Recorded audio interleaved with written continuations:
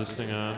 If you like rock music, punk, metal or blues, then you've come to the right place, because we like it too. It's Soundcheck. It's Soundcheck. It's Soundcheck. Check, check, check. I love it. Great. Hello! And welcome to Soundcheck, the first, best, and only music podcast. I'm your host, Ben Ackley. Take a big gross bite of that burger. That's your And drink. I'm having lunch along with Michael. And Brody. new host Brody Britton, old host Michael Livingston, new full-time host me. Should we give like a nod to Andrew? Yeah, so, Andrew, if you're listening right now, we love you. We miss you. and look what has happened. I didn't know if this was gonna be like season 3 of Parks and Rec, where like Andrew leaves, just like Mark, and like no one remembers. No one remembers him. No one acknowledges it. But obviously, the great patriarch of the podcast is long gone. He's now several miles away. And we miss him dearly. Now the show's off the rails. And now the show is officially off the rails. Yes. There is no straight man anymore. No. It's just 3 wild and crazy guys. Brody, who are you? Where do you come from? You've been on this show before. I've been on the show a couple times. I was on the emo episode, which I will admit was one of my more scatterbrained moments. I was way all over the map on that one. But then last year I was on one of the Music in the Mitten ones, right? Mm-hmm. Yes. So yeah, I've been here before. You know, I'd say I know Michael and Ben okayly. We only live together. Yeah. Yeah, that is something to address is don't worry about COVID concerns, folks, because we all live together anyway. So, Yeah, we're all sitting on the same couch watching anime every night. yeah. So, no worries. Just absolutely drowning. Yeah. And this, honestly, we were talking about it before we started. The show really feels completely rudderless now that Andrew's gone. It will be off the rails every time. It will become more and more unlistenable until it's just us screaming for 50 minutes. Yeah, if we, it's gonna turn into just the conversation beforehand. And just wait till we get a soundboard. Oh, yes. Oh, yes. And then you'll have Andrew coming back in the forms of his quips and dialogue. And clips. Yeah. We do have a theme for this episode. We have a though. theme for this episode. Is there any housekeeping we need to take care of beforehand? Honestly, I don't care anymore. We do have a Twitter. Hopefully we use it at some point. We'll at least like post the episode playlists and stuff. Yes. So you can check that out. We do have a theme for this episode. If you want to get into it, Michael. Yeah, well, we ended last season, Andrew's last episode with album closers. It's a new dawn for this show, so we figured why not go to and restart the album with some album openers. Yeah. The best, our favorites, not any objective stuff going on here. We're just pick some good album openers. And I went with a few, like I sort of came up with my own little criteria for stuff that we can get into, but I really feel like we should be doing more at the top here. Yeah. Is there anything else? Well, I guess we can kind of go around the table and say, what do we think makes a good album opener? When you think of your favorite albums of all time, what do they do in that department that makes them so memorable to you? Yeah. For me, I think it just needs to set the table. It doesn't necessarily have to be the all-time best song on the album. It doesn't have to be a completely amazing track. It doesn't even need to necessarily be long. It just needs to set the table and set the tone. Yeah. So like with my first pick, which is from The Replacements, When We Get There, that is not a great song, but it's definitely a song that sets the irreverent tone for the entire album. So that for me is just, you need to find something that sets the tone. I think you should like think of it almost like the first paragraph of an essay, where you kind of like, you have your topic sentence, and then you kind of list out the points you're going to be going through the essay. So like, I feel like it should be almost like a nice culmination, I don't know, of all the stuff you're going to be seeing in the album, whether that's lyrically, musically, thematically, so on and so forth. Just to cap on that, I think an opening track to an album can also be a band's sort of extra on maybe a self-titled album or something like that. I should hear not only what the album's going to present to me, but what does the band as a whole encapsulate? What's their personalities? You know, you hear some albums start with like funny bits or something, like clips of sound. What's the band's sense of humor like? What do they find important? What kind of songs are they writing and is going to be presented on the rest of the piece? I think that's also pretty important as well. Just like giving us like Brody said, a thesis statement, right? Yeah. It doesn't even necessarily need to be a song at all. No. Lots of albums start with skits. Like De La Soul's 3 Feet High and Rising is a great example. Or even the recent Donda just starts with a woman saying Donda. Indeed. Yeah. So it can really be anything. Yeah. Speaking of that, let's stop this episode and let Brody give his 25-minute review of Donda. Yeah, this was actually a Trojan horse. This was the whole point of the episode. God.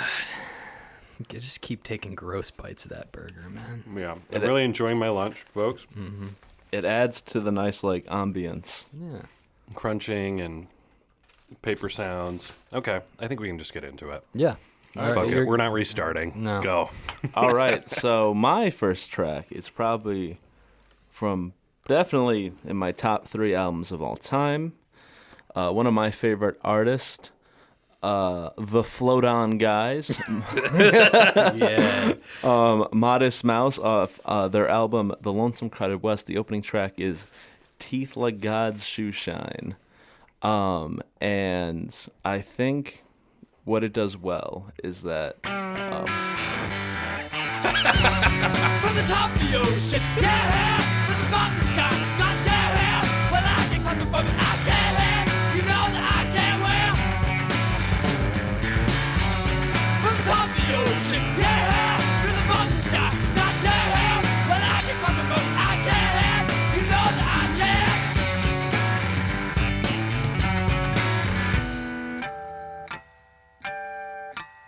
And he said, I am not allowed much danger of keeping down your own friend, young virgin and So yeah, that was that was Teeth Like God's Shoeshine, one of my favorites. So why I think it's a good opening track. So a lot of the album's themes deal with kind of the isolation of rural life, and then also simultaneously the industrialization of the rural landscape. Isaac Brock comes from a very, I guess, rural part of Washington state. Mm-hmm. And so he was noticing all the like forests and stuff he grew up in were being replaced with like malls and stuff like that. And it really made him upset. And so what I think this does well is that it talks a lot about his fears with it. As one of the lyrics is actually where I think it's really almost prophetic in a way, is that he talks about the malls are the soon-to-be ghost towns. So a lot of it actually talks about how the internet will replace the malls, which is like really interesting for 1997. Mm-hmm. And also the opening lines are, from atop the ocean, from the bottom of the sky, when I get claustrophobic, I can. So it's about like how even because of all this industrialization, even going outside, he feels claustrophobic and like it's pressing down. So I think it really establishes the themes. And then because it's such a long song, it has a lot of movements or different parts to it. So it has the very blisteringly like jagged staccato riffs at the beginning that are very reminiscent of stuff like the Pixies, that are like almost this twangy noise. Mm-hmm. And then it has kind of the slower parts after that, where it's clean, and then it gets back, and it kind of just prepares the audience for, hey, there's quite a few long songs out there. It prepares them for the sonic journey they're gonna take place, and also the thematic and lyrical journey. Right, and I was thinking, especially in that first part, I was really getting some Beastie Boys vibes from the vocals. Oh, sure. Yeah, I can see that. The bombastic attitude of it, I can see that, yeah. Mm-hmm. And I thought that was really cool. And it's definitely not like I think Modest Mouse is a journey that I need to take, and I think it just might be a journey that we all take on this season of Soundcheck. Foreshadowing question mark? Indeed. But- The band I get most of all, and I think this link is pretty obvious, is the Slint sort of vibes from it too. Oh, yeah? You know, when you get those harmonics get The put harmonics, in there yeah. to transition into the next movement. Mm-hmm. I think that is definitely reminiscent of Slint. I got to ask, as someone who's been a fan of Modest Mouse for a while, does it ever disappoint you that, you know, Float On is kind of the one that they're memorized for, when they have this like beautiful, you know, multi-movement track that is also just great to jam to as well?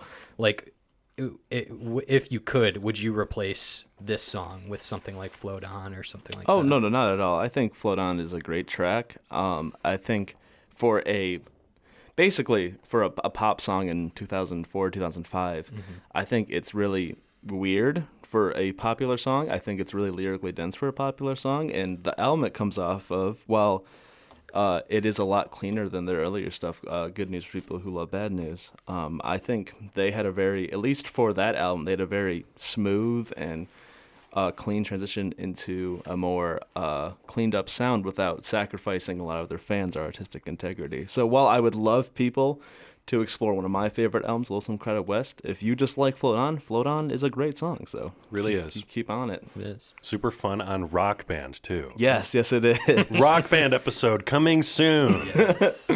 where we will play Rock Band for an hour and get our video taken down for copyright claims. and immediately get taken down for a copyright claim. Okay. All right, Burger Man. If that's that, I will put the burger down for a bit here and talk about my opening track. This is from Hootenanny, The Replacements, 1983. I guess it's an album that kind of reads a little bit more like a mini LP. Irreverent, fun, catchy. They still have some of their kind of hardcore punky roots on this one. This is like the one right before Let It Be, right? Yes. But the way so this is like the last of the super independent sounding Replacement stuff. This was my favorite album of theirs for a long time. It probably isn't now. It's kind of a weird pick, but it starts off in a very irreverent way that really it's within the tone of the Replacements. So this is Hootenanny in E. Hootenanny in E.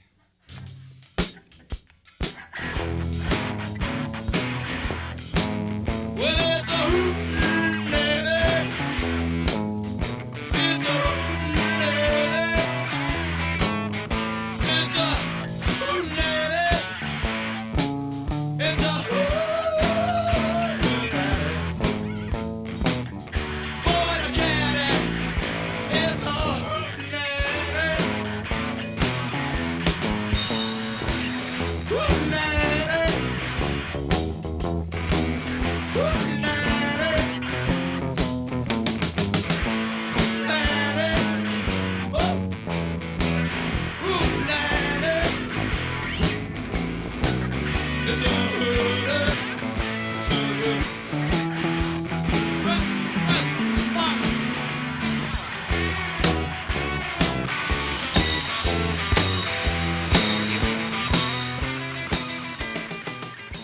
I heard a probably apocryphal story about a DJ in the Replacements' home state getting that album, being excited about being able to play the new Replacements release live on air. And that's the first track, and they pull it off the record player and throw it against the wall. Yeah, that song is very reminiscent of this little indie band I know called Kindness, Texas. Yeah. They have a hidden track called Shit Blues. It's kind of close to that. It definitely seems like that was an inspiration. But Hootenanny is a funny song because it really, the Replacements, the burgers were a mistake. The Replacements were really a band that were famous for shooting themselves in the foot. You know, they go on SNL and they get completely wasted and are swearing on the show, and that episode is banned and they're banned from the show forever. Yeah. And they kind of play like shit, the second song especially. So with a band with a history of just getting completely wasted, sometimes giving a great show, sometimes barely giving a show at all, it makes a lot of sense for the first track on their new release to be a joke where they all switch instruments and just kind of stumble through a song for 2 minutes, you know? Yeah, I just looked up other albums that came out in 1983 to kind of get some contemporary perspective here. You had War by U2, Murmur by REM, Synchronicity, Speaking in Tongues. You know, these are all albums that are kind of known for their ambitious jump in, you know, production methods, or they had this sort of unique personality to them. But then you get this album, I imagine, that came out in the middle of it. Someone picks it up from the record store and they hear that first song and they're like, all right, what am I getting into? Right, here? and you can tell right from the cover. This cover, I've seen the album that it's based off of. It's basically a ripoff of like some like big band album or something. Like it clearly looks rooted in the past, and then even in the production styles, like you're not really getting that crazy 80s production on anything. It's all pretty raw. Yeah. There's a Mr. Whirly is like a weird parody of a Beatles song. There's just Treatment Bound is that's cassette recorded. That's lo-fi. But there are some really great songs on here, but then there's stuff like Love Lines where he's reading out of the classified sections from like the porno hookup ads in the back of the newspaper over an instrumental, and like it's a super irreverent album, and having an opening track that's just a complete like throwaway and just a total joke. But this is what I'm talking about, you know, when I first mentioned about album openers showing the band's sense of humor, the band's personality. If the Replacements are known for being this band that likes to shoot themselves in the foot and keep themselves actively away from, you know, being noticed by the general public, then yeah, I can pick that up in this first track. Yeah, I was gonna go off what both of you said, and just like this is very emblematic of the Replacements, who are definitely a band who just fell up in their career.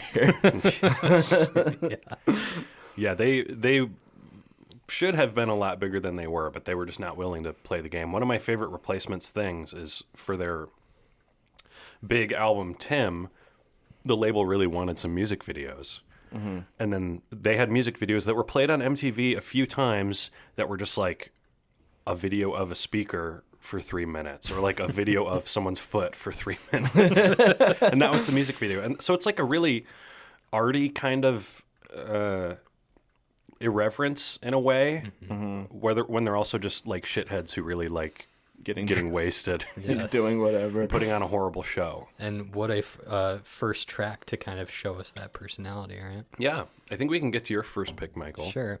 It's actually the second time I've brought this on the show before. True. This artist put together a fairly abrasive blend of emo, noise, and pop on this debut album here called Come In. The artist goes by Weatherday, but the average Bandcamp enjoyer will know them as Sputnik. It's a one-man recording project out of Sweden that sort of appears and disappears, much like, you know, King Cruel, and somebody that kind of pops their head out in the music scene and then dips back under. This title track opens the album, and let me be the first to say, headphones warning for people listening out there. This album is lo-fi as hell, but the amount of talent that this person can encapsulate is just insane. Listen to like the guitar tapping and the effects on the vocals and just the raw emotion, and let the noise take you. Come in.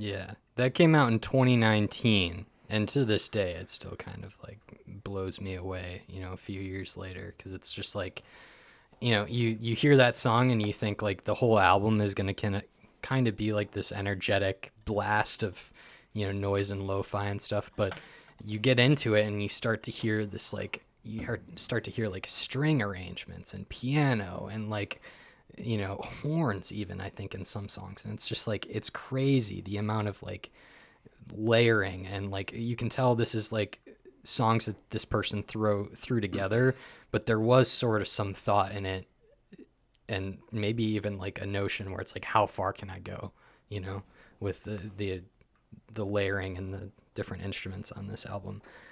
Why it's a good album opener to me, though, is just because it just blasts you in. It's not really like what I was trying to say earlier, where it's like, oh, it's showing the band or it's showing what the album's supposed to be. Sometimes you just need what Brody said, like an interesting like hook lead in, you know what I mean? Like kind of in that first, if we're talking about writing an essay or an article or something, you need something that just grabs someone and sucks them in. And I think this song does that for me. Right.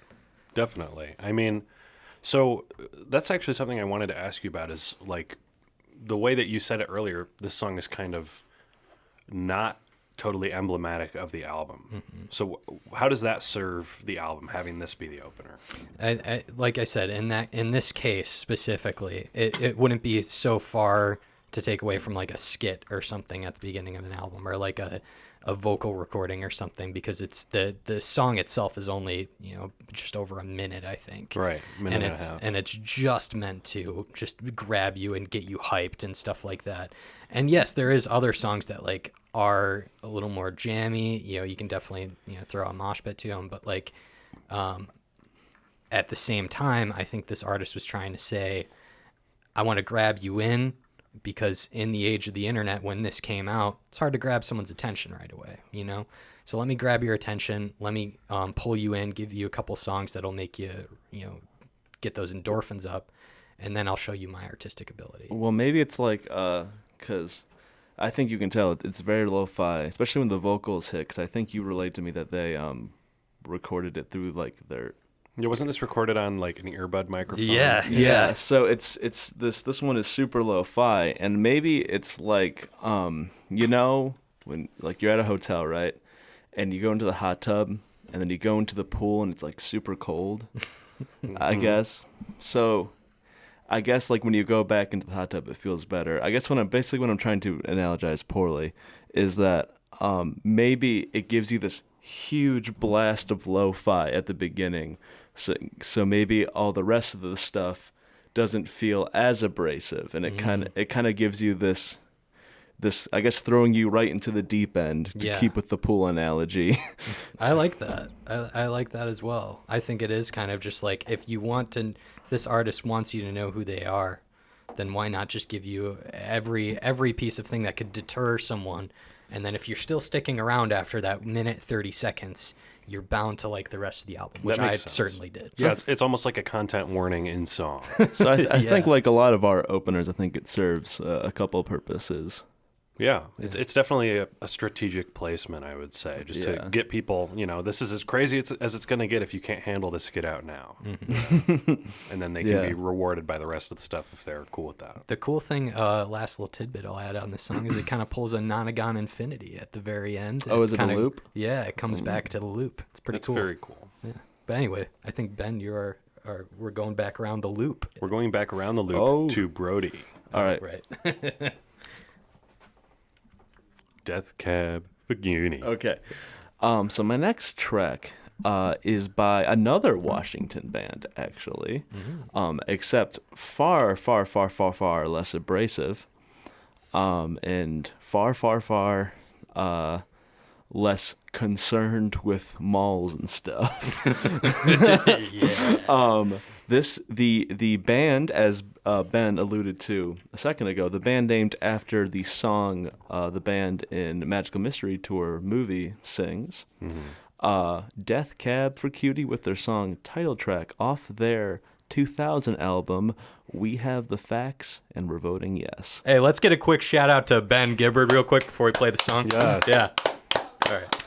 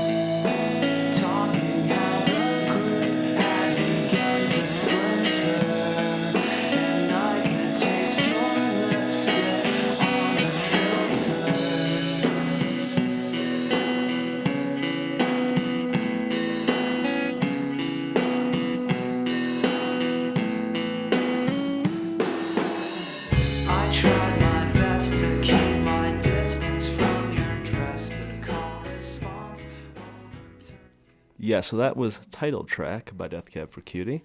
I think maybe the title might be a bit pretentious, or maybe it might be kind of a little bit of a tongue-in-cheek thing of this title is really long, so we don't want to write the whole thing. But, it also could be emblematic that, like I've said about my theory with opening tracks, that this is like a thesis statement for the track, and which I think it very much is.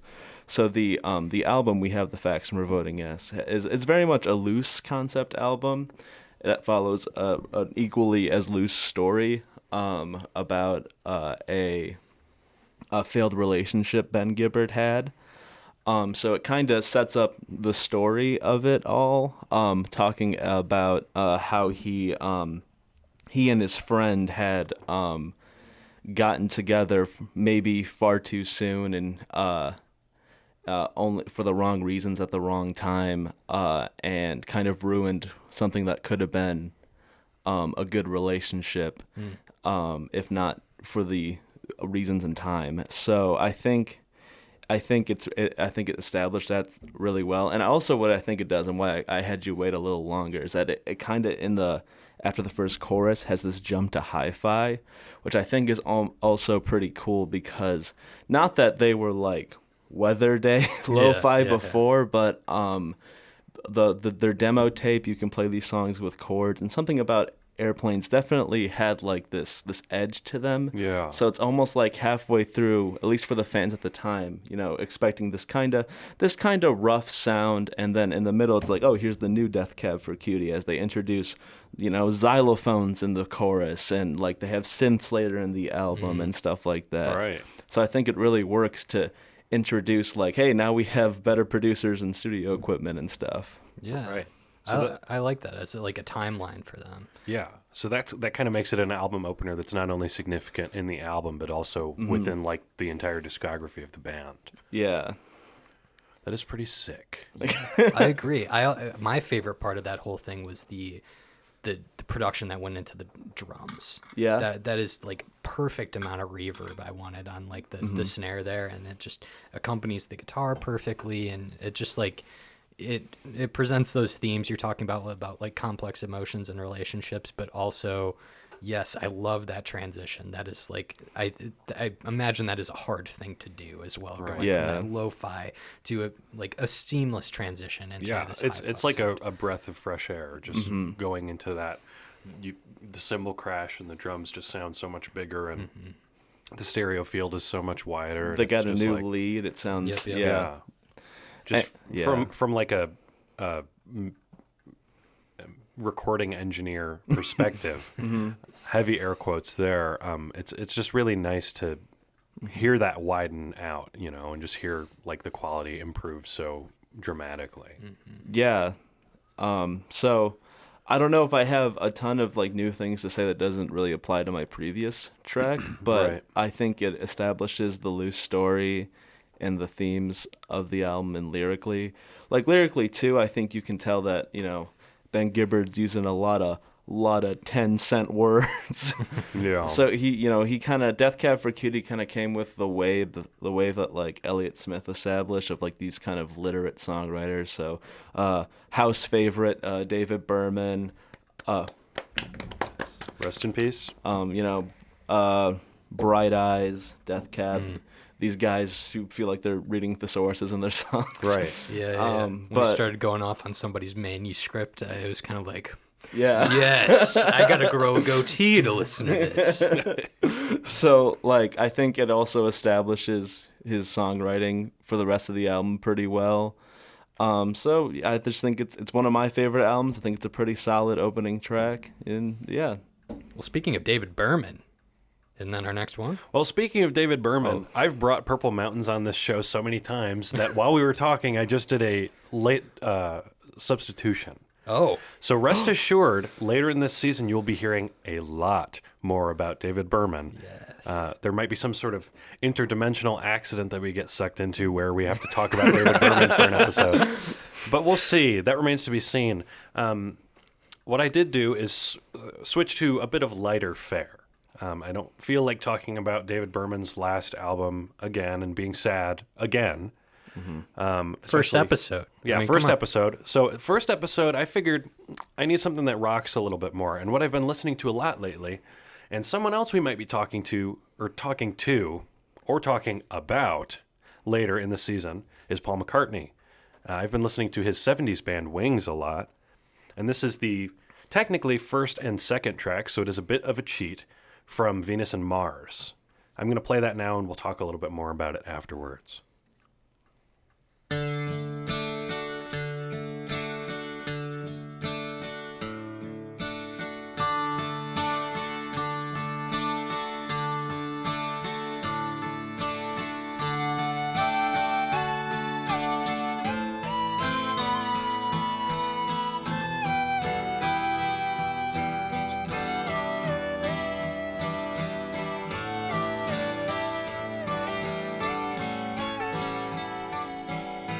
Sitting in the stand of the sports arena, waiting for the show to begin.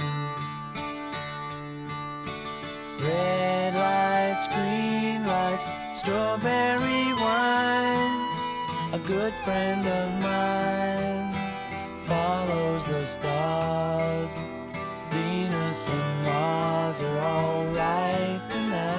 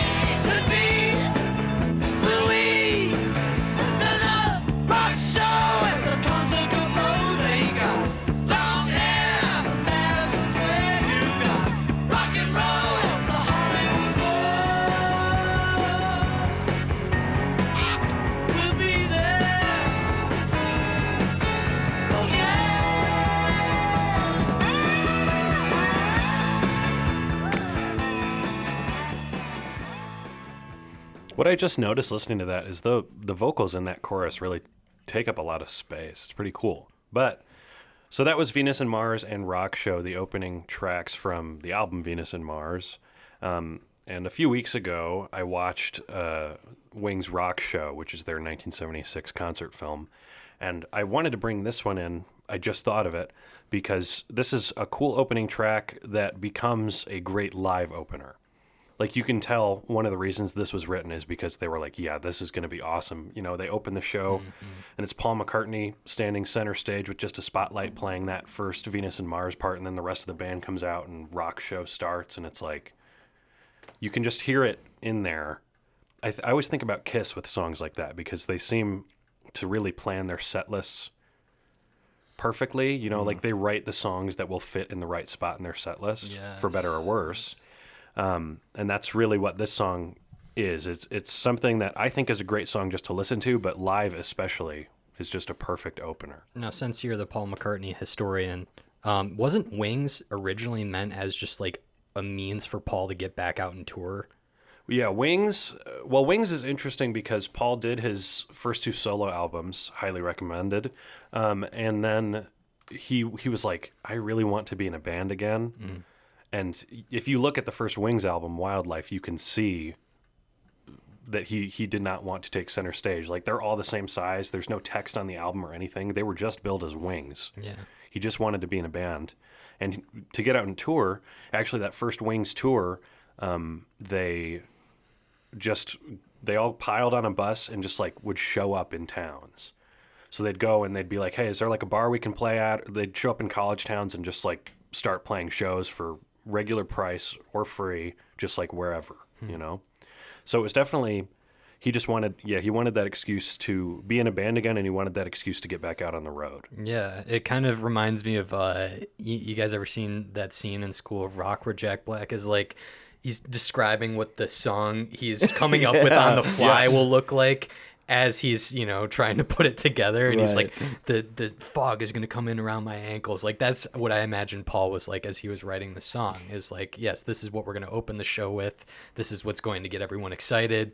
This is what is going to be that like killer rock show that I've been wanting to play since the Beatles broke up, you know? Well, yeah, and that's a really interesting thing about Paul, and one of the reasons he's my favorite Beatles debate coming soon. Yes. Finally. Actually, hopefully, is he had a lot to say for just like simple rock and roll theatrics. Like, he wasn't totally over the top with like huge Pink Floyd level shows, but he just knew what a good show was and what a good light display was. And it wasn't as raw as something like that Lennon would do per se, but it was just like he just knew how to put on a good show, you know. And you can hear that in this song, in this album as a whole, honestly. But I love every Wings album. I think it's really cool 70s rock. I really like the one after this, Speed of Sound, because I think every band member has a lead vocal on that, and that's kind of the thesis statement for what Paul wanted to do with this band from the very beginning. Yeah. Brody's giving the approving face where he puts his, you know, the corners of his lips down. He's like, I get you. Yeah. I get you. Everyone approves. I talked about Paul for 5 minutes, and now we can move on. All right. So we're coming back to me, right? Yes. Okay. So, you know, we kind of alluded, since this rock podcast is more of a music podcast this season, you'll start to see us slip in some hip hop here and there. And this duo I got here is the one I attribute to getting me into rap and hip hop, along with people like Tyler or Kendrick and stuff like that. I was first given Blu Exile's first collab album in the summer of 2018 by my old manager when I used to work at a Jets. Hell yeah. Shout out to him again. Shout out to Canyon. That album is called Give Me Flowers While I Can Still Smell Them. Exile is usually bringing some sparkly, ethereal mixing, which is accompanied by Blu's just amazing lyricism.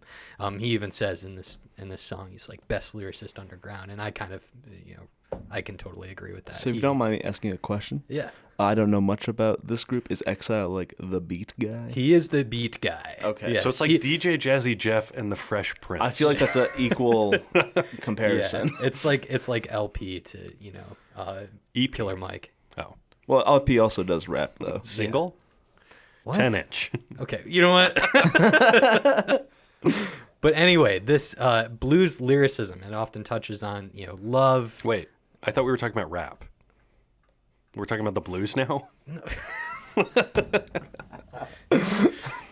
Just play a fucking song.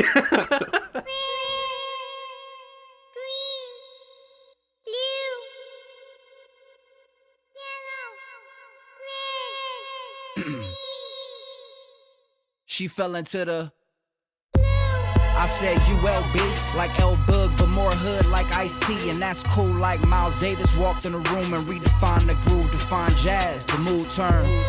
Like the note I wrote, to the boat I float with no ledge, so know the ledge. Knowledge and longevity, loyalty and leadership. Don't let that long list get you. Like Portishead's album cover picture, a top shelf like Blue Label liquor. I'm just a light-skinned nigga, my nigga. I don't see the glass half full, I see the whole picture. And my blue like the lady of blues, are like B.B. King and Muddy Water singing the blues. Billie Jean and Blue Jeans singing the blues, are like anything for the youth who singing the blues. Now write like Langston Hughes, every album out pouring out the gangsta blues. Abraham Lincoln. See, I told you it was about the blues. Well, that song was actually called Blue, spelt with an E this time. So, but yeah, that opening track is off their 2020 comeback album called Miles. And, you know, you'll be able to hear how the production is intentionally fine-tuned to emphasize only the most impactful words and phrases that Blu says. And it's it's just, the song touches on social justice, childhood memories, shifting emotions, and it's all done with this personification brought in through those samples from The Legend of Zelda: Ocarina of Time, which I think is kind of a cool nod. But yeah, you hear the voice of Navi from that game saying like blue, red, green, yellow, and it's like each time the sample comes in, it sort of shifts and he goes to a different topic, and it's so just like seamless. There's this one part in the middle where it's just like, it's going from blue, red, green, yellow, and it's like, oh, it's so good, and it's so clever too, and it's just a great way to open a track and give us everything that we've known this collaboration to be, but also just giving us something more to expect. This album is super long, by the way. It's like 20 tracks or something. It's like everything that a Blu Exile fan wanted after like 3 years without any new music. It was crazy. But I don't know. What do you guys think? I brought this on for Andrew's hip hop episode, but we didn't bring it. It didn't make it to the final listing. Right. But I think you both have heard this before. No, I heard this, I think, right when you first heard it. You sent it to me when it came out. And I really like this song because it's very subtly produced. Like the vocal is just put right up front, and the beat is back enough and sparse enough that that's where all your focus goes. And obviously lyrics are important in hip hop, but with this, where it's almost the equivalent of like a guy in an acoustic guitar, where there's that voice and the lyrics, and you just have to focus on it, where like a lot of times you could get really busy, impressive, sample heavy beats, and that's going to pull your focus away from the lyric. And this whole mix really makes it clear what you should be listening to, Yeah, I mean, I kind of agree with all you guys are saying. I mean, I guess I just don't have anything new to contribute to the conversation, but yeah, it's a good track. I like all the references he made from like Miles Davis with Kind of Blue and Portishead's Dummy album. Like, I feel like those are some pretty not obscure references, but I think it takes someone with a talented mind to connect all those with color. So yeah, and it's cool that you kind of get to hear his influences in the first opening track. So a person that maybe this is a new venture for them, they can kind of go in and connect those dots. Right, you know what you're getting into. It's almost like an acknowledgments list right up top. Yes, all of his influences. He even, at the end of the song, he kind of dedicates it to his mom, and it's a very emotional song, and very, very cool, very impactful. I have noticed with a lot of like hip hop albums I listen to, I can't name any off the top of my head, so I guess I'm not good with the citations, but I have noticed that with a lot of hip hop albums, they do kind of start with a very lyrically dense song, so as to kind of probably get the audience into the person's flow and lyrical style. So I think it also does that pretty well. It establishes the point of view of the speaker too. Yes. It's just a really good opener all around. And speaking of good opening tracks, Brody, would you like to talk about a little band that starts with the letter K next? Yes. Crazy Frog. Let's talk about it. This is the band called, I'm doing the Kinks, a band not, I don't think, appropriately appreciated in the States. Probably maybe too overappreciated in the UK, but in the States, not possible. Pretty underappreciated aside from their two big hits. So this is off their 1969 album, Arthur. Can you do it all without reading? Parenthetical, or The Decline and Fall of the British Empire. 5 points. one of my personal favorite albums. And I kind of understand why the Kinks didn't get popular. I mean, this album isn't like a lot of the Beatles stuff coming out of the time where it's like, it's almost like, they're experimenting and stuff. But I think what the Kinks do well with this is that they have, I think the production, while not like super unique, is really clean for 1969. Yes. And just the lyrics on this are just so interesting, especially for 1969. Now, while you had people like the Beatles, evolving lyrics as well as with the sound. I mean, they were still at their core writing love songs, and there's nothing wrong with that. But I think just to hear this super interesting lyrical take, and so this song kind of, I think, establishes a lot of the ideas on this album. So take a little listen. This is Victoria.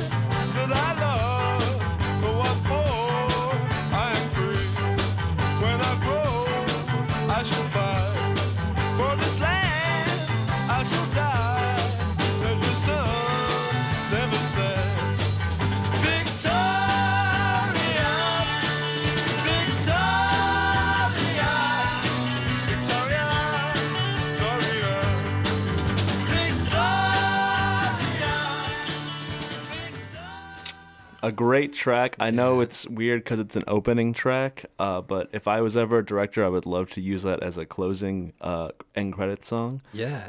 But so the album, well, it has a weird origin of why it was written. The one of the lead songwriters and vocalist, Ray Davies, was mad that his sister's husband was taking her to Australia. So then that culminated with him being really mad at simultaneously Australia and the British government. So it's kind of a weird origin, but I think in that you kind of hear this kind of sarcastic criticism towards the British government that he has and will be established throughout the rest of the album. And I think it's also interesting because at least in the States, like, I think we all kind of attribute, especially with the Kinks' two big hits of the Kinks, like, oh, they helped start stuff like garage rock and proto-punk and kind of proto-metal with those big, chunky riffs, distorted riffs.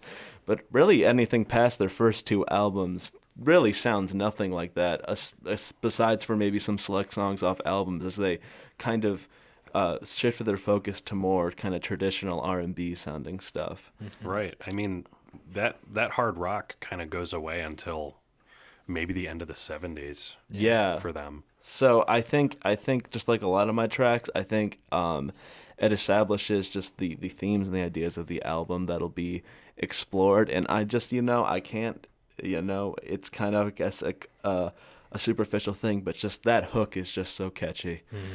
I mean, I when I first heard that song, I probably listened to it like every day for a month. It's just so catchy. Yeah. And I just think it's just a killer song. And yeah, it kind of just like Michael's last one. It's just a solid track. Well, let's talk about how the instrumentation is on this song specifically, because at first listen, your brain gets a little tricked because you think, all right, I've heard this kind of before. It's that sparkly 60s production that we've heard from the Beatles and company. But you listen to it a second and third time, and you hear these really rich, sort of modern sounding guitar leads underneath the chorus there, and you think, wow, this is almost like 80s. This is almost like Johnny Marr kind of playing, like Smith's kind of stuff, and it's like you can tell, like, not only is this song awesome because of the lyrics and the backstory, but because they're doing stuff that's kind of ahead of their time. Definitely. And those two conflicting leads in that first part that are running down each channel, oh my God. Like, and this is, listen to pretty much any Kinks song through like the early 80s and you will kind of get a masterclass in some form of songwriting. Yeah. Like, they're really masterful songwriters, and just having Ray like put on that voice and kind of sing in his lower register for the verses, and then the chorus just opens wide up. You hear his familiar, like octave higher, regular singing voice, and just the harmonies all around. And like, man, I mean, this song also is kind of It's a really good example of why the Kinks didn't make it in America. Because if I dare you to find something more British than this. Yeah, I guess kind of like Blur is compared to them a lot, and I think because I think they, as Ben said, they didn't make it in America because they were just so unapologetically British. Right. There's just if you can listen to the Beatles and you aren't really getting the accents in their singing for the most part, and they're writing just kind of universal stuff, you know? Yeah. Like their music can be interpreted and reinterpreted by artists all over the world, and it can ring true over and over again. But the Kinks, if you hear a Kinks song, lots of times... Yeah, and even with the Beatles, like, even stuff like Glass Onion, that's just like nonsense words, you can put your own meaning to it. Well, I think the Kinks, not that one is better than the other, just they're very clear in what they're trying to say. Definitely. Very to the point songwriting, and just great production overall. Mm-hmm. And speaking of great production, we can move on to my next. Are you serious? You gotta segue somehow. Wait, are you making a face at this song? A little bit, because you're not giving us any more switch ups, are you? No, this is not a switch up. Okay. So this is going to be annoying to a lot of people, I think. This is the Roches, who scored a minor hit with Hammond's song in the 70s. This is produced by Robert Fripp, famously of Frippertronics and King Crimson. A little-known band. Little known guitarist Robert Fripp, also famous for, I think he did the leads on Heroes. Yes, he helped a lot with David Bowie's Berlin trilogy, especially with the no, not atmospheric. What is it? Ambient stuff. Yeah. So not only a famous guitarist and famous musician, but also a pretty famous and well-known producer. Yeah. Interesting that producer would choose to work with a trio of sisters, specifically the Roche sisters, on their first and second albums. This is the first cut from their first album, The Roches. I'll just play it, and we'll talk about it afterwards. This song's called We.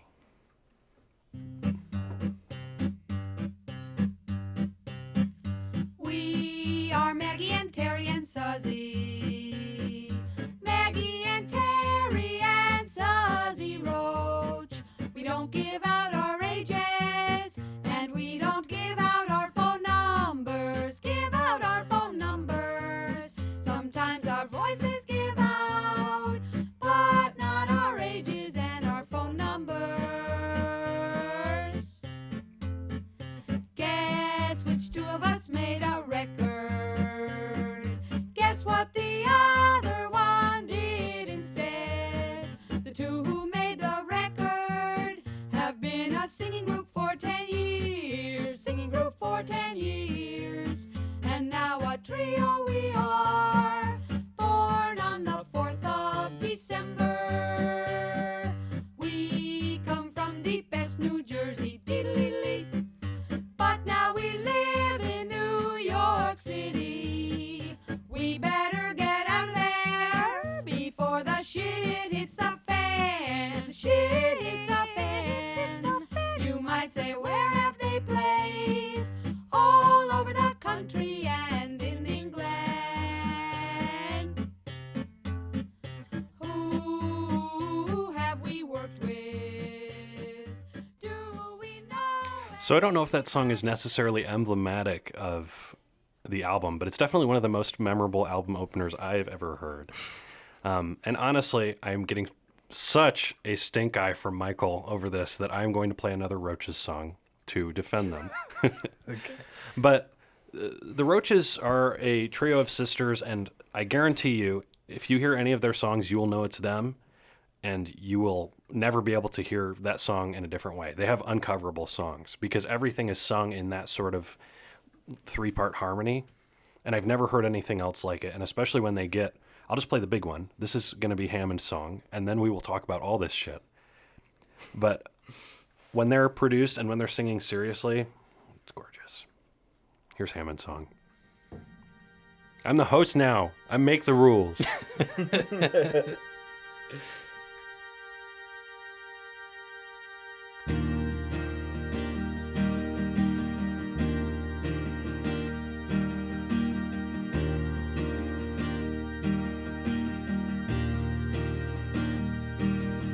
If you go down to Hammond, you'll never come back.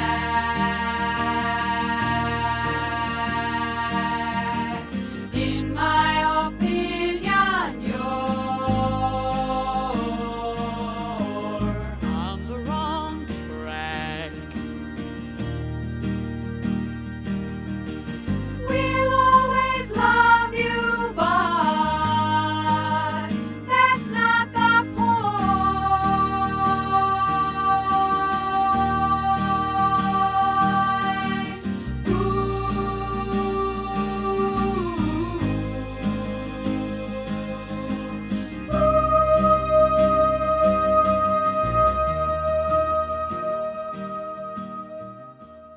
So yeah, I see how hearing "we" on its own could be off-putting. Well, I think still it's at least from what you show me with the Underneath the Moon song, they kind of have a sense of humor Right. and this kind of in silly way, and I think you get a good idea of their harmonies and Right, in we And I think "we" also gives a good example of the kind of music that they're coming from too. Is it's kind of like kitschy, like barbershop quartet-y almost, what they're doing on that first song. I don't know why it kind of reminds me of the Animaniacs. Yeah, like it's like old ass shit that they're pulling Yeah. from, you know? What do you have to say? What do you have to say for yourself? Okay, you're totally misjudging me here, by the way. I just give you the stink eye because I want you to sometimes. But no, I first heard this song and I'm like, yep, here we go, Ben Ackley. This. I knew this was gonna come. But I mean, this is one of those songs where I couldn't really go further without listening to some of the rest of the record, which I did, Good. and I liked it. Good. Yes, I do. And I like how this song is kind of like what we were talking about, looping back to the beginning, almost like a skit. Almost like here's a humorous way to introduce us, our personalities, and what we like to do for fun. You know, it's like it's a cool way to actually get to know these girls. And it's like when I hear that other song, though, I'm like, wow, this is the amount of talent, the range of Right. talent is just insane. And of course, those 3-part harmonies are just beautiful. Yeah, and I of all the stuff on my list, I could not recommend an album more highly than this one, especially the second side. They just go between like humor and serious subjects so flawlessly. There's a very strong poetic voice in the songwriting. And I mean, they have songs about like being uncomfortable while riding on a train, right next to songs about being the mistress of married men and how that affects your life, it's just really good shit. And if I do, interestingly enough, we talked about closing tracks last year. If I have one criticism of this album, is that there's a song called Quitting Time, which is about, it's the end of the day, the sun's set, like it's time for you to leave the office and go back home. Yeah, someone like goes like do do do do. Yeah. It's one where it's like closing time. That Yeah. one. Yes. But that song is somehow not the last song on the album. It's the second to last. Just And that- like the end on Abbey Road, they had to do fucking Her Majesty. Yeah, on accident. What a bunch of idiots.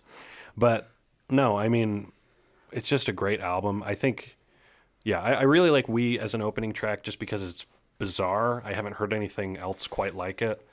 And it gets you ready for the sillier stuff, and then the more serious, like straight-laced stuff can kind of come as a surprise. Well, with all that, I think the one guitar is produced interestingly because it's like while that could be someone starting and stopping it, it just feels very choppy. Yeah. Which I think is kind of cool. It almost feels like Robert Fripp produced it, right? Mm-hmm. It almost feels like he cut like a little bit off the beginning of each part and a little bit at the end Right. to give it this choppy feel, and it's great background for it, because really much like the blues song, the focus is on the lyrics and the harmonies. So it's more of just kind of a nice white noise to have in the background. Right. It's so, like here's some sort of percussive element almost to just kind of establish and keep this song rolling. Yeah. You know, and it does a double time speed up like halfway through. That's really fun too. I haven't gotten into them after this first album. I bought the first album on a whim on vinyl from like a record store, I think here in Mount Pleasant, for like $5.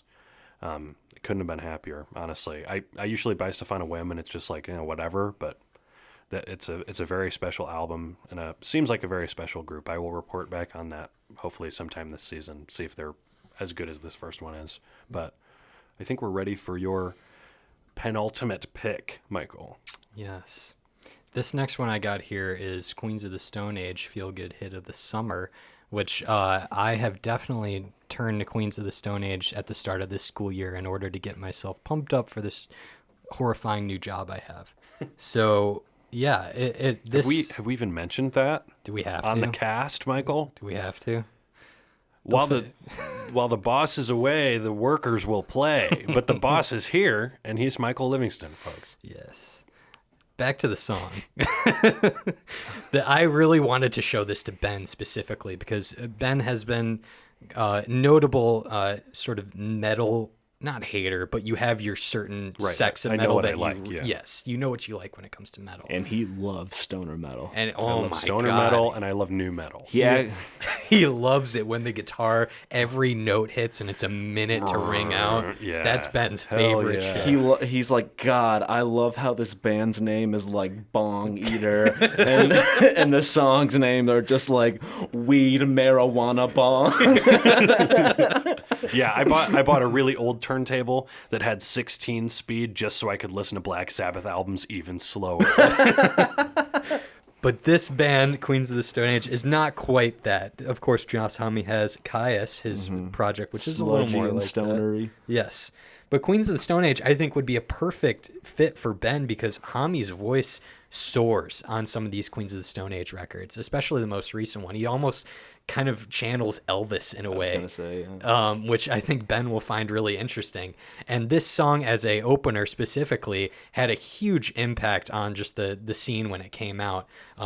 I pulled up the Wikipedia page because I wanted to tell you guys when due to the frequency and blatant nature of the drug references in Feel Good Hit of the Summer, a number of radio stations refused to play it. Walmart initially refused to sell Rated R, the album, unless the song was removed from the album or a warning label placed upon it. Wow. So, it had some resonance when it drops, and yes, the whole song is literally just Homme naming various substances, and of course, since Ben is just a blatant substance abuser, I think substance abuser. I think we have to play this one for him. So go ahead.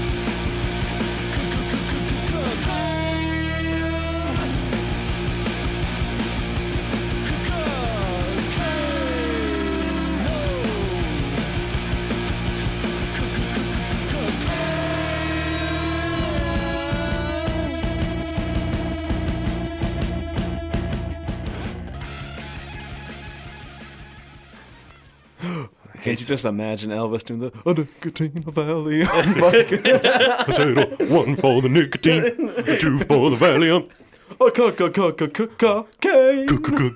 Cocaine. Yeah.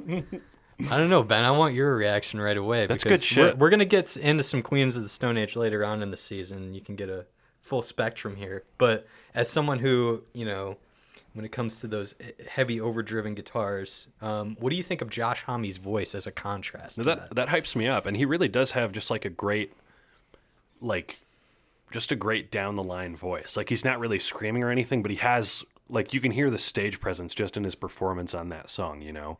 Like the little stuttering and like the and just shit like that, where it's like, this song should be a throwaway, but it's just something about that guitar playing and just the little bends and that solo that we had to fade out, and like his way of singing it that really makes it stand out. Well, I think also the lyrics are good because not that they're great lyrics, but they're good for the album opener, because I think at least lyrically on that album there's a lot of songs that are just like them just going full degen and just seeming like absolute deplorable people. So I think it does well. When you get into Queens of the Stone Age, Ben, you're gonna find songs, especially in the later stuff, like off Villains and stuff, where you're gonna be like, yes, it's almost like playful metal. In a way, it's like metal for children almost, and it's so cool. But this album specifically, Rated R, you might have some trouble with. I mean, In the Fade, Tension Head, stuff like that, where it gets a little screamy, and it's literally like a degenerate like dying on the bathroom floor in Tension Head. I think that's like the song there. Oh, quick and to the point list too. Yeah, where it's kind of like, wow, this is like if the Downward Spiral just like threw away all the allegory and stuff like that, and is like, this is really intense, but like, right, still you get these moments of just like brightness where it's like the band is not taking themselves seriously, and it's like, yeah, well, let's scare away the parents before we get into the rest of our that kind of songs. makes it this song especially really does excite me, because it makes it, and just your description of that and talking about like even the downward spiral and throwing away the allegory, like, I'm a big, of the last 2 years especially, a big country music fan, and there's not really much going on in terms of metaphor or simile in country music, and if there is, it's very, very clear. I like just clear to the point songwriting, and I like people who can have fun. So like that, just hearing that song, and that's my only introduction to the band so far, it really does get me excited, because Pearl Jam was like as close as I got. I was like, we're almost there. Like, I really love State of Love and Trust, but just a little, sometimes it's just too serious for me, or it's just too this or that. Like, I'd really like to find that perfect, more modern hard rock band. And I think this is a great introduction to their sound, because I think another thing that Queens of the Stone Age are famous for is just Homme's guitar tone, like this chewy fuzz. Yeah, he has a certain pedal too, where it's like it puts sort of like an octave above or something like that. What is that called, Mr. Pedal Man? Oh, the octave. The octave fuzz. Yeah, maybe that's what it is. The pedal above. What is the one that make like it's like almost like a wah, but this is when we're dropping half the listenership. Yeah, it goes it goes higher. What is that called? It's an expression pedal. Sure. This is the new segment, Pedal Talk. Yeah. Now we have two people who can talk about pedals for 15 minutes per episode. Yeah. We got to make up the lost length that we'll lose by not having Andrew here. So we're gonna add Pedal Talk, and we'll add we'll do something else about Weezer too. Yeah. not to mention, when I first met you, Ben, when you used to wear your hair in a pompado, you looked like Josh Homme. That's who I thought you were. So. Spoiler alert: those days may come again. We'll see. Let's give a round of applause for hairstyles. Ben's pompadour. Yeah. Hairstyles. Harry Styles. Let's go to you, Brody. All right. My last one is XXX. You just had to bring something disgusting onto the show, didn't you? XXX by Danny Brown, Detroit rapper, off the album Get This, XXX. Yeah. Title track and opening track. Yeah. 30. Check.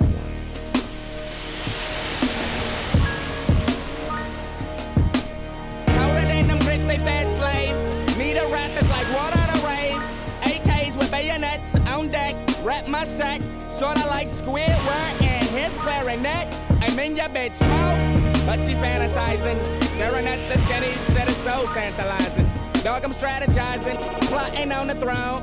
Master of the ace, sitting on chrome. Dark nights trying to sleep, stomach on fire. Delusional from hunger, so I couldn't get tired. Imagining the equalizer going from green to red. Words that rhyme together just appear all in my head. And I'm sorta like Neo with the Matrix code. Try to escape it. So we're just gonna fade out early before it gets probably just absolutely revolting. Can we also get a clarinet solo put in right here? real quick? Yeah, we'll put a quick clarinet solo. But yeah, that is Triple X by Danny Brown off of Triple X. So I think it's a good opening track. I mean, I think it has this very cinematic production, almost like you're opening to a movie. And while I think it's really interesting about this album, while Danny Brown is not the first person to do alternative, abstract, left field hip hop, I think in 2011, I think it's just like really weird to think about like what that sounded like 10 years ago. Right, especially in the context of pop music. Yeah. So with the lyrics, I think it does a good job because it covers all the bases Danny is going to cover. Number one, he's going to be very unapologetically revolting and explicit. And that's kind of the point, is that he's kind of taking the ethos of a lot of hip hop music at the time of like braggadocious about sex, drugs, so on, and just absolutely turning it up to 11. It's almost like Andrew WK's album I Get Wet, where like the fact that the songs are dumb is kind of the point. Yeah. So the fact that he's being absolutely just disgusting is kind of the point.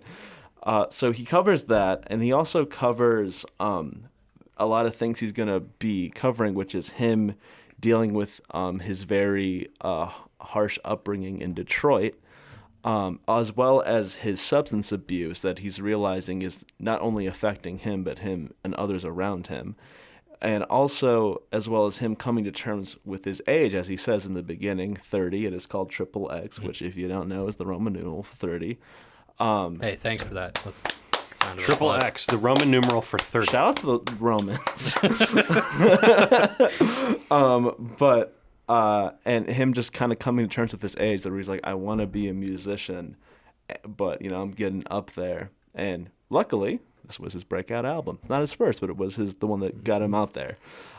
And so I think just lyrically, it really just sets you up. And not only, his voice is definitely an acquired taste, as it can come off as super annoying because it's very high pitched and nasally. But I think he does a good job using that first, because it kind of just, it just kind of gets it out of the way, because he does have other voices. He's kind of like Kendrick in that way, where he does have different vocal ranges he does use. Like, that's definitely his higher register. He does mid and even super low. There's this one song called Party All the Time where he basically just sounds like a normal person and not like his high-pitched register. And also, it having the same title name obviously is supposed to be, as we've been kind of coming back to, the thesis statement of the album. And it ends with a song, and the closing track is 30, so it's almost kind of, in a way, a circular ending. So I think it's just a good opening track in that sense. Definitely. For another standout from that, go look up I Will, and don't say I didn't warn you. Because we're not pulling the punches this season on season 7 of Soundcheck. Yeah. But that might almost be too graphic for this show, honestly. Yes. And we're three pretty sexual guys. we exude sex appeal. Yeah, this is basically basically the Joe Rogan after show now. We're gonna be edgy. We're gonna talk about whatever we want, and we're constantly assume we're drunk and high all the time. We're moving on. I got nothing to add to Danny Brown other than send me more songs with him in this register. I actually really preferred this. Yeah, he's honestly one of Detroit's finest, very yes. easily. If you were to rank, like, let's do Eminem, Big Sean, Jay Dilla and Danny Brown. How would you rank Brody? Subjectively, So, in your own your opinion. opinion, yeah. Danny Brown, Jay Dilla, the rest I don't care about. Moving on, because I got the same opinion. I would agree. I do care for the first Eminem album, but, you know, I like select songs. I don't care about Big Sean. Now for something completely different. Speaking of country music, this is the album that inspired, hopefully, my first tattoo. We'll see. Ooh. I want to be there for that. Yeah, and I'll actually show you later. But this is Terry Allen's Lubbock on Everything, which I assuredly have brought on the show before. In my opinion, my relatively uneducated opinion, the greatest country album of all time, one of the greatest albums of all time. Just fabulous songwriting, great personality, a really, really distinct voice, especially after only doing 2 albums, only doing 1 album before this.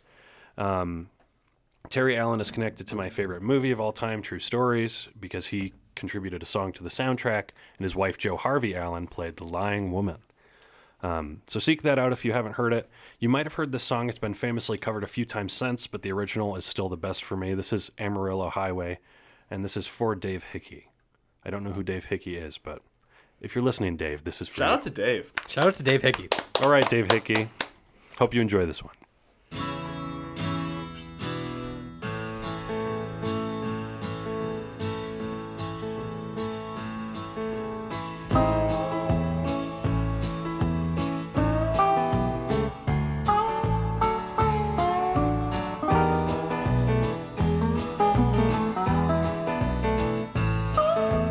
I'm a high, straight, and plain view, side betting Idaloo, and a fresh deck in New Deal.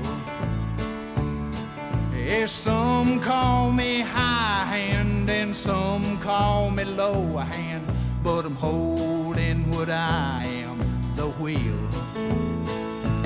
'Cause I'm panhandling, manhandling, post holding, high rolling, dust bowling, daddy. And I ain't got no blood veins, you just got them 4 lanes of hard Amarillo highway. Yeah, I don't wear no Stetson, but I'm willing to. Just a great song. I Great love that country as an song. opener. I think it would also just work well as the opening track to a movie as well. I definitely agree. It's got sort of that, it kind of, with the slide acoustic, it just sort of like welcomes you in. And I think this song belongs to a special category for me, and I need to make a playlist of stuff. Everyone really appreciates, like really fast songs to drive to because it's really exciting to drive while listening to some fast music.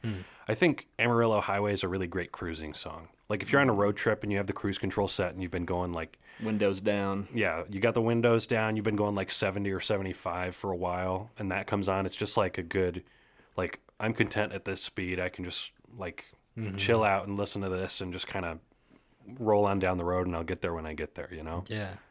And that's really, I mean, I have this album on CD in the car, and I countless times I've listened to it, and I only got it this summer. I was just this summer. So you didn't have this as you went on your road trip adventure Last year. I don't. Because I was going to say, both of us can kind of relate to that, sort of cruise control style songs with the road trips we've Right. been on. And this is actually something I've been searching for since, some outlaw country started appearing in my recommended after Yeah. this summer, as I started to try to listen into more of Ben's music. I really want to find more of this stuff, more stuff where it's sort of like, and even the Latin inspired stuff too. Yeah. That's where it really comes together for me. This one, it's still like, I'm still getting over my slide guitar prejudice. Yeah. I didn't like it all my life You don't growing like up. slide guitar? No, man. That's like the I'm best like- part of the song. I know, but and I'm saying nowadays I'm partial to it. It's fine, but like growing up, I absolutely hated it because it was tied with country that is Right. now looked down upon. No, and it's very like, I always sort of, tell me if I'm wrong, but I always kind of interpreted you disliking that as it's just like total, it's it's kind of at odds with the kind of stuff you were really into, you know, where it's like it's just complete mess. Like you're never going to be perfectly playing a slide part, you know, like it's going to be different every time. It's all over the map. Like you just kind of have to approximate where the chord is. You know, there's not like that technical. I mean, there are definitely technical slide players and pedal steel players, but like it's just not. It's more of an art. It's not like something you can really perfect and play the same way every time. Yeah, and maybe that's where the prejudice came from. But this song specifically was very eye-opening. And if you could send me more stuff like this, I'd be greatly appreciated. I would highly recommend this entire album. I think it can get a little samey because Terry plays piano on most of it, and he kind of has. It reminds me of Bobby Gentry's first album where he kind of has one setting. Well, his first instrument was piano, wasn't it? Yeah, I mean that's what he mainly plays throughout all of his stuff. But if you just find this album, listen to it. There's just a lot of great lyricism on the whole thing. There's great story songs, but then there's just great silly little songs. Something that really stands out to me, and I've been listening to a lot lately, is Cocktails for Three, which is about a businessman or just a guy who's been trying to go out and get drinks with a lady for a while, and then this other businessman just keeps showing up, and they just keep having like these 3-person awkward hangouts that he wants to leave.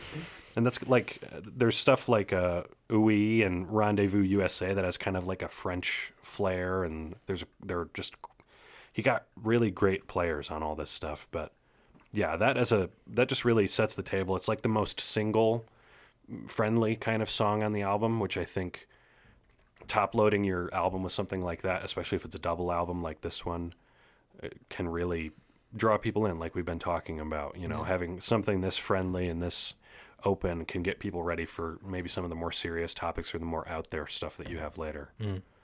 But yeah, I mean, Terry Allen, amazing. If you want to see what my tattoo will look like, go find the CD reissue. And there's art on the CD that is sort of a redraw of the album art, and that's what it is. So go find that. Now, for something very similar. Yeah, I don't know. I'm gonna be real with you boys. I kind of threw this in because I wanted a little techno representation here, but also I wanted something that completely contrasted whether Brody was going last or Ben was going after that. So here's an Aphex Twin song. Here you go. That's it.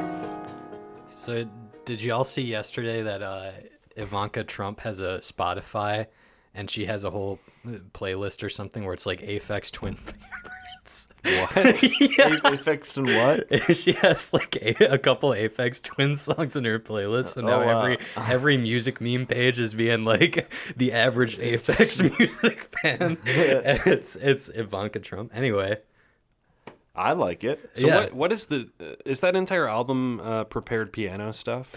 A lot of it is, yes, but most of it is. This is I think that, in my opinion, the darkest album by Richard D. James, and he's definitely he's going into this album with a lot of emotional distress, and I actually brought this one in because I want you to. Hopefully someone on here will look up the track that follows this, which I can't pronounce, but it's like, it's super insanely fast and it's like so chaotic and pushes you from place to place. And it kind of preludes the album as sort of this manic state that I think Richard was in at the time he was making this. So I brought this one in as kind of like what we were talking about at the beginning, as like a prelude to the rest of the album. But also, just wanted to throw something in that's a little left field. I'm trying to get into some techno this year. Since over the summer I was definitely more country folk. So I don't know. Listeners, you might get some more of this shit. I don't know. We're out here season 7. Yeah. Season 7, expect the unexpected. We're actually, you can't see us, but we're naked in the studio. We're that edgy. Yeah. The only thing we're wearing is masks, actually. Oh, yeah. I think, I must say, I think it's time for the first recommendations section of season 7. Oh my God. That's our live studio audience. But also, the first recommendations section without Andrew Mullen. Sad clap. Hey, let's give a quick shout out to Andrew Mullen. Quick shout Yes. out. Hope you're doing good in Midland, buddy. Hope you're doing well. I'm sure at least you or Bree listened to this whole thing. Maybe. Maybe. There are more surprises to come this episode, though. You will see that. Yeah. Brody, you've been starting us off today. Start us off with your recommendation, and please read it aloud to the class. Read it aloud. Yeah, please read the song title or artist name or album title. Every lyric as well, if you can. Yeah.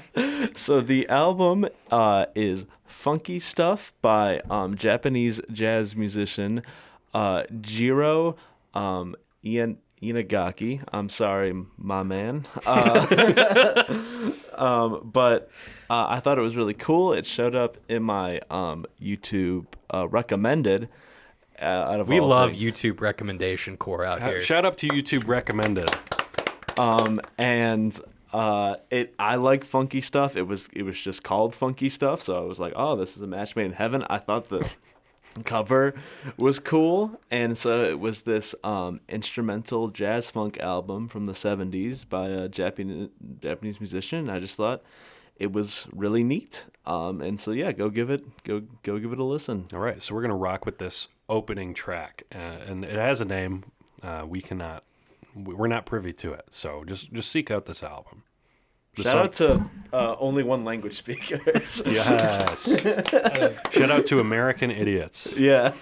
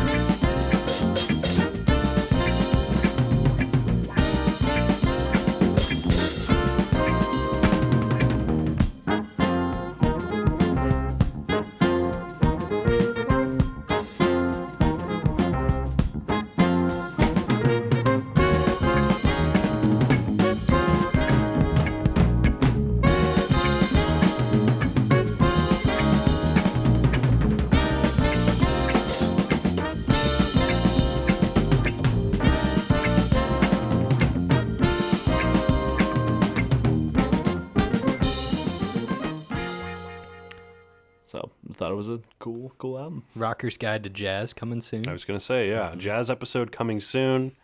I'm sure Andrew will really appreciate that.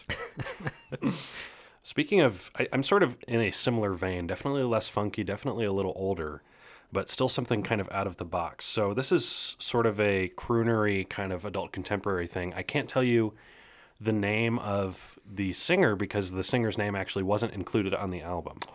The album is called Love is a Drag, subtitled For Adult Listeners Only. And the subtitle is Sultry Stylings by a Very Unusual Vocalist. And for the time especially, this was early to mid-'60s, I think this came out. Very unusual vocalist is an understatement. So this album was beloved by such figures as Liberace, who, after having a photo session with someone who had this album, actually took the copy for himself. Or Frank Sinatra, who allegedly bought 10 copies of this album and gave it out to his friends. Wow. I'm just going to play this, and I think you'll be able to see what the big deal was about this one and why it probably didn't get as famous as I think it should have.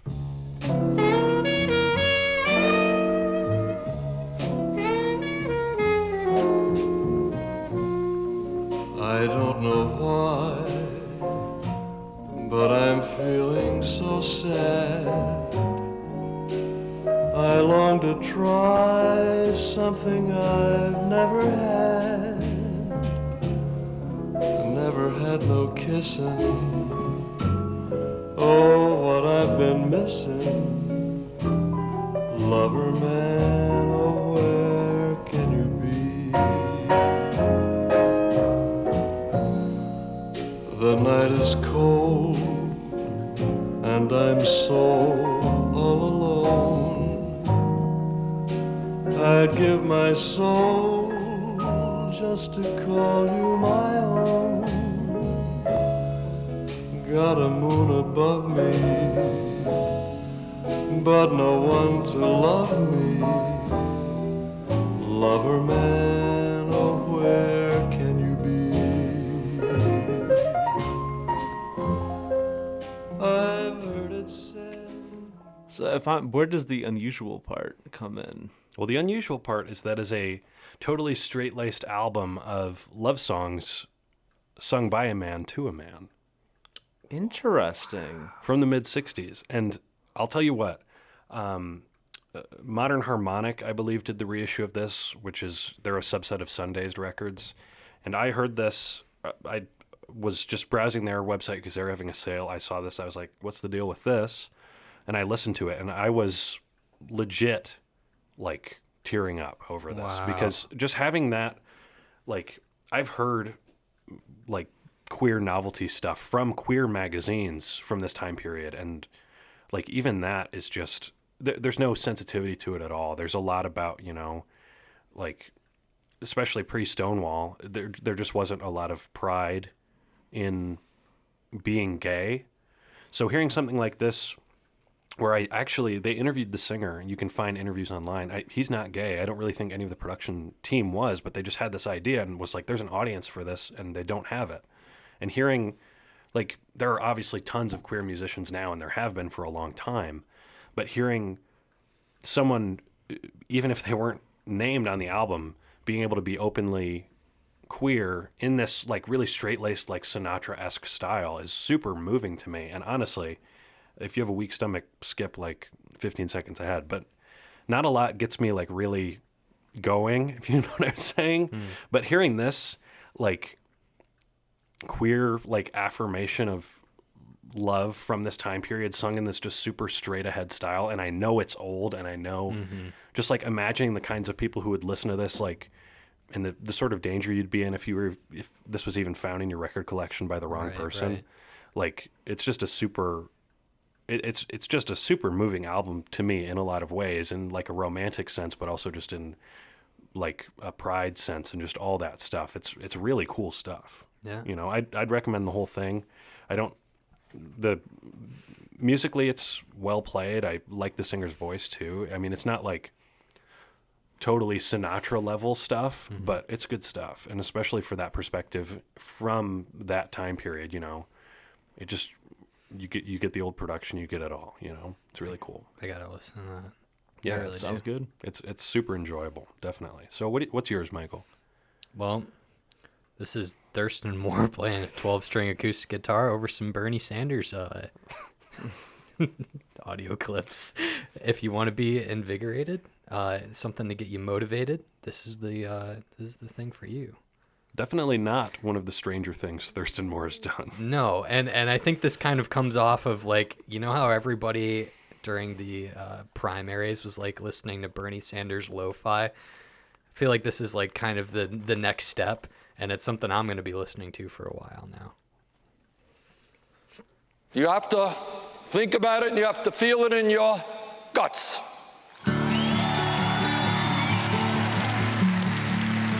I believe from the bottom of my heart that it is vitally important for those of us who hold different views to be able to engage in a civil discourse.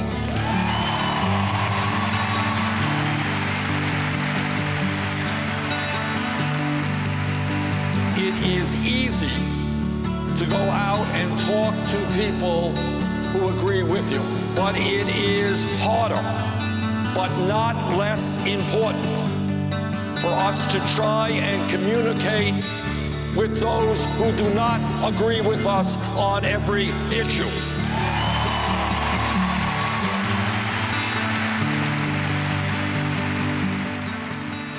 We live in the wealth. The guitar's really pretty. Yeah, It I was gonna say that's just a super like good instrumental, Yeah. barring even the vocal element, you know. But I think it does work pretty well. I think it's pretty successful. I think it's really good, and it's just something he does touch on, of course, like healthcare and partisan stuff. But like, I think you could listen to this and just I really think that guy is one of the best speakers of our time, and just hearing the candor in his voice really gets you pumped up. Yeah. So that's just a nice thing for anybody who's having first week of classes back. You're worried about the semester.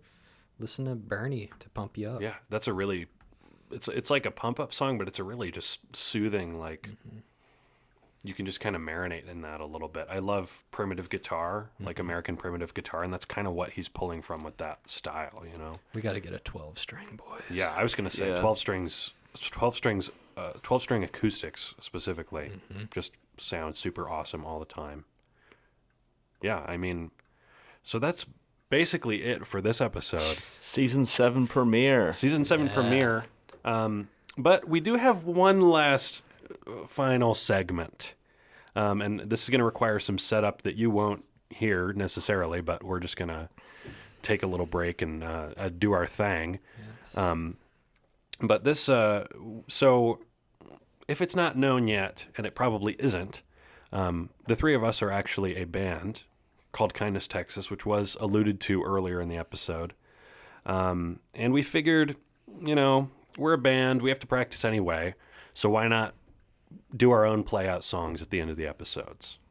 So we're gonna, we're gonna do our classic outro, and then after that, you're not gonna hear some pre-recorded BS.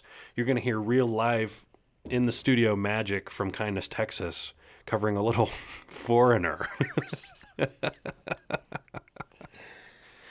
which I know everyone will appreciate. So, Season 7, we're back. We are as good as ever. That was a good episode. I think it was a pretty good episode, and it's just going to get better from here, folks. So, as always, Good night, Detroit. Welcome to K-Shit, KSHT, your local classic rock station. Up next, we got some Foreigner for you.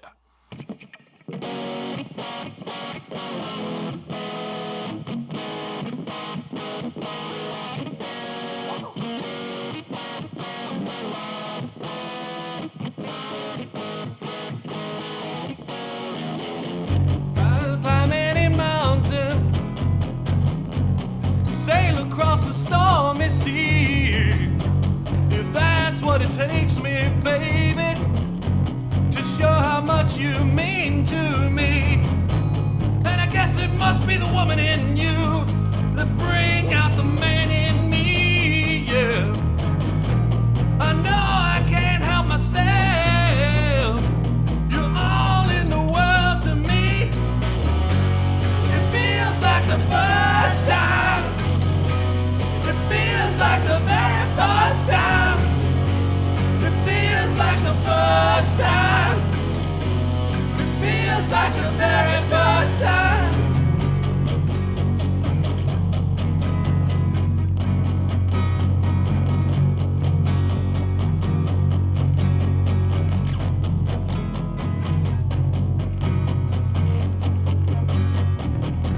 I have waited a lifetime,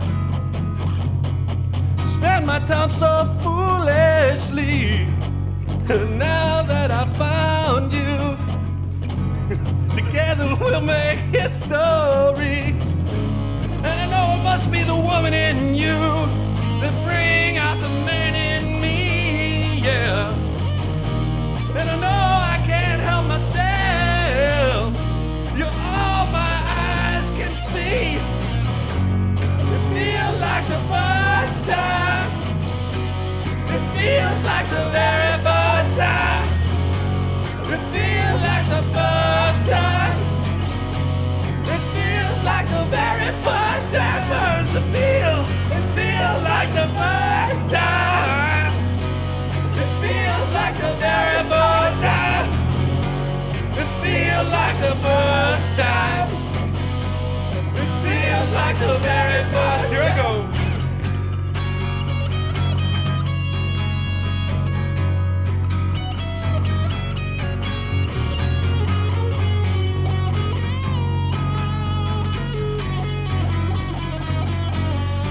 Go.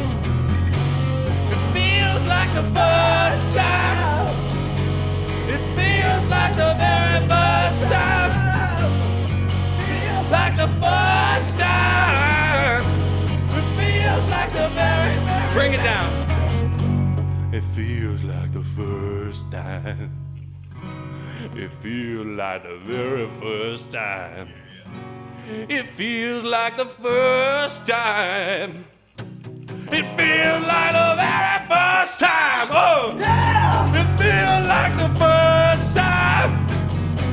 It feels like the very first feel. It feels like the first. Oh, yeah. It feels like the very first time. Oh, it feels like the first time. It feels like the very first time. It feels like the last time. It feels like the very last time. Alright, shut the fuck up.